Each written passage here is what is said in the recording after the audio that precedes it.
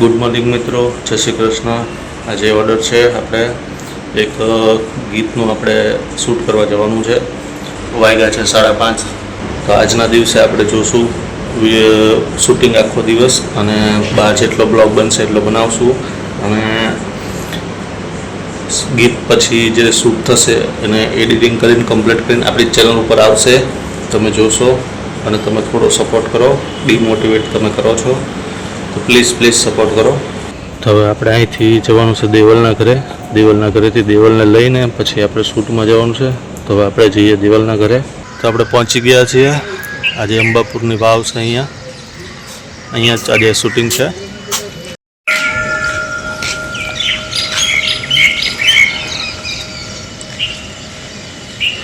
આ અંબાપુરની વાવનો ઇતિહાસ છે. બહુ પૌરાણિક અંબાપુરની વાવ છે. તમે જોઈ રહ્યા છો એમાં અંબેમાનું મંદિર છે. એની એક્ઝેક્ટ જમણી સાઈડ બાજુ અંબે આ વાવ છે. અહીંયા જ આપણે આજે આખો દિવસ શૂટ કરવાનું છે. અંબાપુર ગામમાં અંબેમાના મંદિર પાસે આવેલી અંબાપુર વાવ કહેવાય છે ને.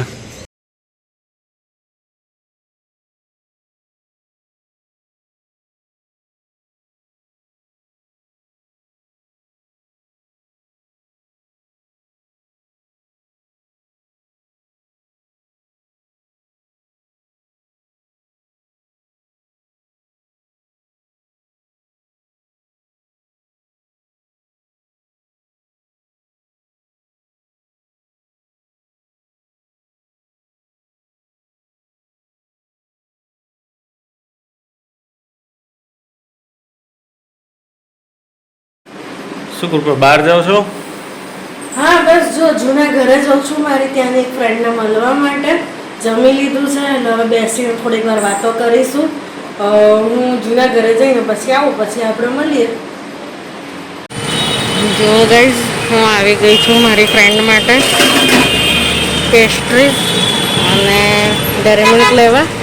એને મળવા જાઉં છું એટલા માટે. તો આપણે પેસ્ટ્રીઝ અને ડેરી મિલ્ક લઈ લઈએ. જો ગાઈઝ, પેસ્ટ્રી અને ડેરી મિલ્ક બંને લઈ લીધી છે. મારી ફ્રેન્ડને મળવા જાઉં છું એટલા માટે એના માટે મેં પેસ્ટ્રી લીધી છે. અને પેસ્ટ્રી બહુ ભાવે છે. બસ જુઓ, હવે હું મારા જૂના ઘર સુધી પહોંચી ગઈ છું. રસ્તામાં છું, એના ઘરે જાઉં છું હવે. બાય. તો શું કૃપા, હવે હું જમવા બેસું? હો, બેસી જાવ. ગરમ ગરમ પરોઠા સાથે ગરમ ગરમ ખાવાની મજા વધારે આવે. અને ગેસનો પાઇપલાઇન નથી, ગેસનો બાટલો છે એટલે પરોઠા કે રોટલી કંઈ પણ હોય બળી જાય છે. એટલે વારે ગેસ બંધ કરવો પડે ને ચાલુ કરવો પડે ને એવું બધું થાય છે. કંઈ નહીં, આજે હવે એક મકાન જોવા ગયો તો. જોઈએ સાંજે કે કાલે તને બતાવવા લઈ જાઉં. કેવું લાગે છે તને, તું જોજે. પછી આપણે કંઈક ડિસિઝન લેશું. હા, એ તો આપણે ભાડાના ઘરમાં રહીએ છીએ એટલે ધીમે ધીમે આપણે પોતાનું ઘર જોતા તો રહેવું પડશે. ગમે ક્યાંક તો બે લઈ લઈએ તો એ બી આપણું એક કામ થઈ જાય. જોઈએ હવે કેવું લાગે છે આજે. લગભગ કદાચ આજે છે ને ગાઈઝ, અમે લોકો રાત્રે નહેરુનગર અહીંયા એસજી હાઈવે બાજુ છે ત્યાં અમે આજે શોપિંગ કરવા નવરાત્રીની જવાના છીએ. તો રાત્રે તમને આજે એનો પણ બ્લોગ બતાવીશ. મજા આવશે. અને તમે પણ કદાચ નહેરુનગર જવાના હો અથવા તો જવાના છો તો અમારી આ વિડીયો ઉપર કમેન્ટ કરજો. હું તમને મોકલીશ પ્રાઇસ સાથે ને એ બધું વિડીયોમાં બતાવીશ તમને. ઓકે, ચલો તો હું જમવા બેસી જાઉં. હા, તમે જમી લો ફટાફટ, પછી હું જમીશ. ઓકે. આજે જમવામાં મકાઈનું કેપ્સિકમ અને ટમેટાની ગ્રેવીવાળું શાક બનાવ્યું છે. પરોઠું, ગોળ, અથાણું અને પાપડ. આપણે આજે આ રસોઈમાં બનાવ્યું છે. તો ચલો આપણે જમી લઈએ.